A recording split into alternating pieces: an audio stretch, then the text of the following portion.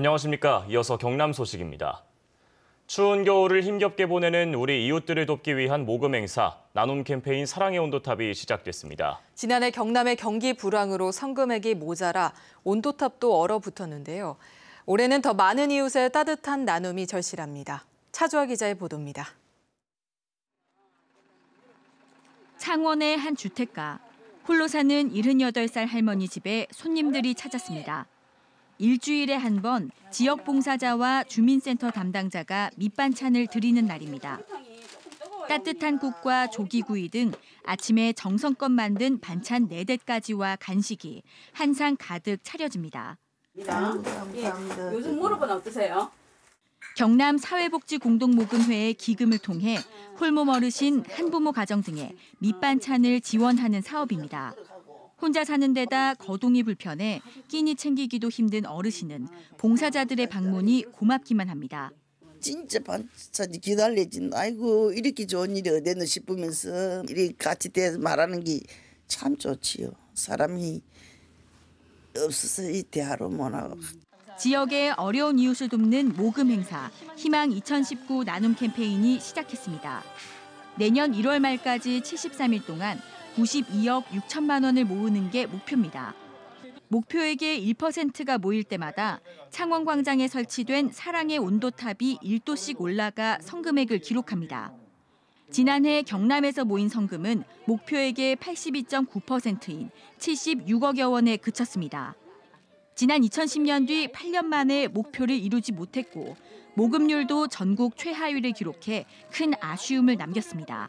금년도도 조금 어려운 건 사실입니다만은 우리 경남도민들이 한 분 한 분이 조금씩 참여를 한다고 하면은 금년도에는 목표를 좀 달성하지 않을까. 희망 2019 나눔 캠페인은 KBS 창원방송총국을 비롯한 방송사 성금 접수 창구와 주민센터, 학교, 금융기관의 모금함과 기부 계좌를 통해 참여할 수 있습니다. KBS 뉴스 차주아입니다.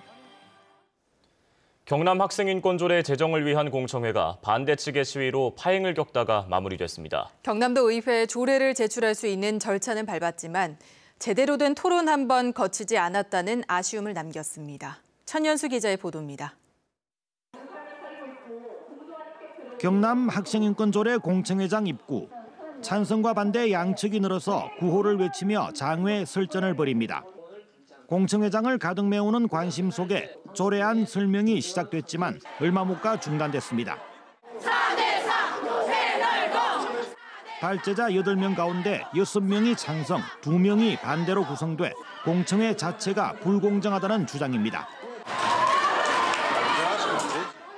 밀고 당기기가 반복되는 소란이 장시간 이어지다 급기야 반대 구호를 외치던 여성이 쓰러져 119 구급대에 실려 나갔습니다. 소란 속에 발제자들의 발표가 이어졌습니다. 학생과 교사 사이에 위화감을 조성하고 학생과 교사 사이에 친화성을 빼앗고 대결 구조와 긴장 구도로 몰고 갑니다. 교권이 신장되면 학생인권 신권도 신장돼야 됩니다. 학생인권이 신장되면 교권도 신장될 것입니다. 닭과 계란의 관계입니다. 찬성 측은 인권조례가 강압적인 방식의 학교 교육을 반성하고 바꿀 것이란 기대를, 반대 측은 학생의 권리만 강조하고 책임과 의무는 없다는 문제를 지적했습니다. 동성애를 조장할 것이란 우려에 찬반 양론은 크게 엇갈렸습니다. 하지만 토론은 없었고 질문 답변도 받지 못한 채 서둘러 끝이 났습니다. 경상남도 교육청은 서면으로 질문을 받아 심의를 거쳐 최종 안에 반영하겠다고 밝혔습니다. 파행을 겪기는 했지만 공청회가 마무리되며 경남 학생인권조례는 올해 말 경남도 의회에 상정될 수 있게 됐습니다. KBS 뉴스 천연수입니다. 초겨울 쌀쌀한 날씨로 접어들면서 남해에서는 제철을 맞은 시금치 수확이 시작됐습니다. 해풍을 맞고 자라 달고 영양가 많은 남해 시금치는 올해 초반 가격이 좋다고 합니다. 최세진 기자가 보도합니다.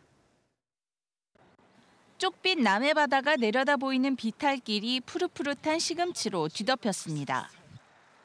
겨울철 남해군 효자작물 시금치 수확이 시작됐습니다. 겨울 햇살을 받으며 시금치를 캐는 노부부의 손은 쉴 틈 없이 바쁘게 움직입니다. 아무것도 안 쳤기 때문에 이 진짜 무공해입니다.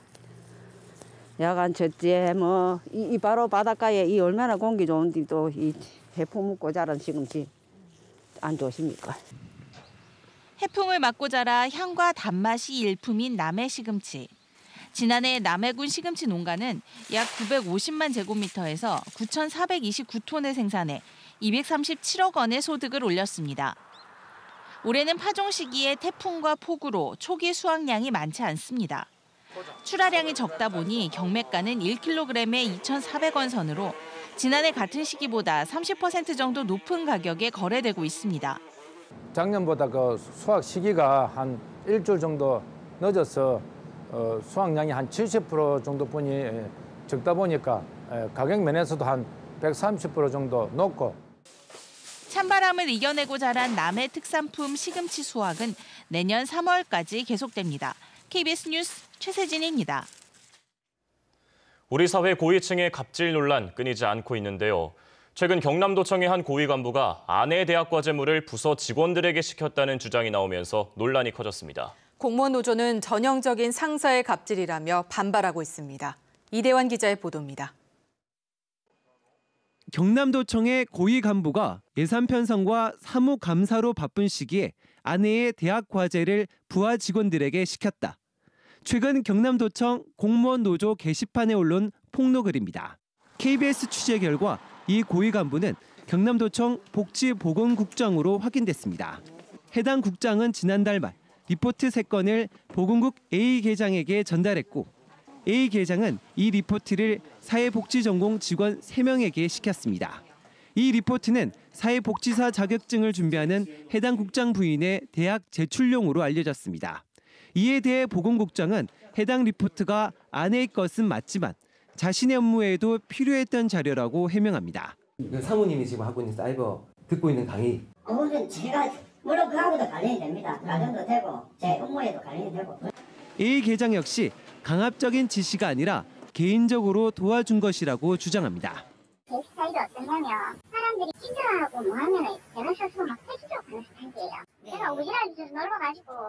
하지만 경남도청 공무원 노조는 간부 공무원들의 고질적인 이른바 갑질 횡포라며 반발했습니다.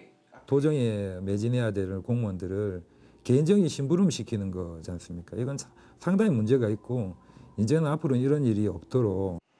공무원 노조가 해당 국장의 공식 사과 등을 요구하고 있는 가운데 경상남도도 진상 파악에 나섰습니다. KBS 뉴스 이전입니다. 거가대교 통행료는 승용차 기준으로 편도 10,000원, 전국 도로 통행료 가운데 가장 비싼데요. 이 통행료를 내리기 위한 시민대책위원회가 출범했습니다. 앞으로 통행료 인하를 위해서는 경상남도와 부산시가 함께 나서야 하는데 넘어야 할 산이 많습니다. 손원혁 기자입니다. 지난 2010년 개통한 부산 가덕도와 거제를 잇는 거가대교. 하루 평균 차량 23,000대가 이용합니다. 섬 지역인 거제까지 통행 시간을 획기적으로 줄였지만 전국에서 가장 비싼 통행료는 이용자들에게 늘 부담입니다. 승용차는 편도 10,000원, 큰 차량은 15,000원에서 대형 화물차는 무려 3만 원에 이릅니다. 부산서 요 가는 것도 운반비 많이 안 줘요. 네, 그래서 3만 원 그건 누구말 따나 기사들 주머니에서 나가는 거니까. 거가대교 통행료를 내리기 위한 범시민 대책위원회가 본격적으로 출범했습니다. 지난 2013년 자본 재구조화를 통해 경상남도와 부산시가 5조 8,600억 원의 재정 부담을 덜었지만 통행료는 그대로라고 비판했습니다. 오직 주민에게 그 모든 부담을 증가시킨 나쁜 행정의 진행입니다. 거가대교가 인천대교와 비교해 공사비는 2배인데 통행료는 킬로미터당 4.7배 높다고 지적했습니다. 특히 조선 불황으로 큰 어려움을 겪고 있는 거제의 관광 활기를 불어넣고 시민 부담을 줄이기 위해 경상남도가 나서라고 촉구했습니다. 인하가 되고 나면 부산과 거제 간의 심리적 거리는 훨씬 더 가까워집니다. 그렇게 되면 결국은 사람이 오고 가고 물류가 오고 가면 결국 경제가 활성화되는 것이죠. 경상남도는 통행료, 재정 지원 등 인하 방안에 대해 다각도로 검토하고 있지만 부산시와 함께 풀어야 할 문제라고 밝혔습니다. 민자도로가 많은 부산시가 특혜가 될 수 있다면 안색이지만 시민대책위는 거가대교 통행료를 내릴 때까지 집회와 시민운동 등을 이어갈 계획입니다. KBS 뉴스 손원혁입니다.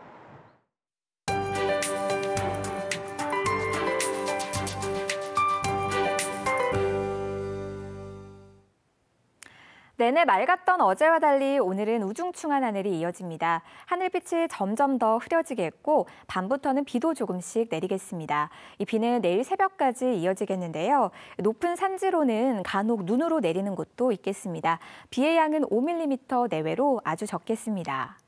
이 비는 추위도 함께 몰고 옵니다. 오늘까지는 아침 기온이 많이 낮기는 해도 낮에는 기온이 제법 오르는데요. 내일 비가 그친 뒤로는 찬바람이 강하게 불면서 낮 기온도 더 내려가겠습니다. 내일은 창원이 한낮에도 10도에 그치겠고요. 모레 금요일에는 아침 기온이 1도까지 뚝 떨어지겠습니다. 그래도 이 비와 바람 덕분에 대기 상태는 아주 좋습니다. 오늘과 내일 경남 지역의 미세먼지 농도는 보통에서 좋음 수준까지 나타내겠습니다. 다만 바람의 세기가 다소 강할 걸로 예상되니까요. 시설물 관리에 유의하시기 바랍니다. 현재 위성 영상 보시면 전국적으로 구름이 많이 지나고 있습니다. 오늘 우리 지역은 안개로 인한 불편함은 크게 없겠습니다. 현재 기온은 어제와 비슷하게 출발하고 있는데요. 동부 지역은 창녕과 함안이 영하권의 기온을 보이고 창원과 김해는 4도로 출발합니다. 낮 기온은 14도 안팎으로 어제만큼 오르겠습니다. 경남 서부 지역도 현재 내륙을 중심으로 영하권의 추위가 이어지고요. 낮 기온은 13도 안팎까지 오르면서 일교차가 크게 벌어지겠습니다. 오늘 바다의 물결은 모든 해상에서 잔잔하게 일겠고요. 해상에도 오후부터 비가 내리겠습니다. 내일 비가 그친 뒤로 금요일까지는 날씨가 많이 춥다가요. 주말부터 차츰 풀리겠습니다. 기상정보였습니다. 통영시가 지역 주민들의 평생 교육과 자기 개발을 지원하기 위해 온라인 업체와 할인 협약을 맺었습니다. 거제시가 옛 거제대교의 안전 문제로 10톤 넘는 차량 통행이 제한됨에 따라 셔틀버스를 투입하기로 했습니다. 고성군 대가면 양화마을이 반딧불이로 마을 가꾸기 사업에 나서 마을 하천에 먹이가 될 다슬기 11만 미를 뿌렸습니다. 사천교육지원청이 교직원과 교육 발전에 공헌한 민간인을 대상으로 사천교육상 후보자를 30일까지 추천받습니다. 경상남도 교육청에 대한 행정사무감사 이틀째인 어제 학생들의 과도한 교내 수상과 고액 수학여행이 부적절하다는 지적이 나왔습니다. 도의회 교육위원회 김경수 의원은 모 고등학교는 지난 2016년 학생 200여 명 가운데 수상자가 1,000명이 넘었다며 상장을 남발하지 말라고 지적했습니다. 또 모 학교는 수학여행 비용이 300만 원에 달해 학생들 사이 박탈감을 일으켰다는 질타도 나왔습니다. 한국주택관리공단이 어제 진주 혁신도시에서 기공식을 하고 본격적인 청사 신축을 시작했습니다. 공공임대주택관리와 수탁 업무를 담당하는 주택관리공단은 지난 2016년 진주로 본사 이전 당시 혁신도시의 한 상가 건물로 이전했으며 그동안 별도 청사 신축을 추진해 왔습니다. 민주노총 경남본부는 비정규직 노동자 해고와 불법 파견에도 처벌받지 않은 한국GM 카오카잼 사장의 구속을 촉구하는 국민청원을 시작한다고 밝혔습니다. 한국GM 비정규직지회가 10일째 고용노동부 창원지 청안에서 농성을 이어가는 가운데 민주노총은 오늘 하루 총파업으로 1,000여 명이 창원지검 앞에서 집회를 연 뒤 창원 고용노동지청까지 행진할 계획입니다. 진주경찰서는 주택가에 주차돼 있던 1억 원대의 수입 차량을 훔친 뒤 무면허로 타고 다닌 혐의로 20살 A씨를 구속하고 공범인 20살 B씨는 불구속 입건했습니다. 이들은 지난 5일 오전 진주 시내 주택가에서 문이 잠겨있지 않은 승용차를 열고 1억 원대 수입차의 열쇠를 훔친 뒤 무면허로 대구와 창원 등으로 운전한 혐의를 받고 있습니다. 뉴스를 마칩니다. 시청해주신 여러분 고맙습니다.